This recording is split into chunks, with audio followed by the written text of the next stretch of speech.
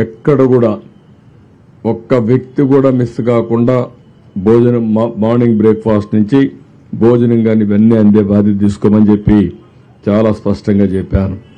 ఇంకొక పక్క అక్కడక్కడ ఫుడ్ పాకెట్స్ కానీ బిస్కెట్స్ కానీ ఇసిరిసిరేస్తున్నారు. అవి వాటర్లో పడుతున్నాయి. ఆ వాటర్లో పడినట్టు తీసుకుని మళ్ళా తినే పరిస్థితికి వస్తున్నారు. అది పద్ధతే కరెక్ట్ కాదు. గౌరవప్రదంగా చేతికి అందజేసే బాధ్యత తీసుకోవాల్సిన అవసరం ఉంది. అందరికీ ఒకటే చెప్తున్నా, ఎక్కడ మీరు ఫుడ్ తీసుకుపోతే ఏదైనా సరే పళ్ళు కానీ బిస్కెట్స్ కానీ ఫుడ్ కానీ పాలు కానీ నీళ్లు కానీ చేతికి ఇచ్చే పద్ధతి నేర్చుకోండి. ఇది కంపల్సరీగా చేయాల్సిన అవసరం ఉంది. నిన్న ఈరోజు వాటర్లో దిగలేక కొంతమంది కూడా చేశారు, కానీ అది కూడా కరెక్ట్ కాదు. దీనివల్ల కంటామినేషన్ డిసీజెస్ వచ్చే పరిస్థితి వస్తుంది.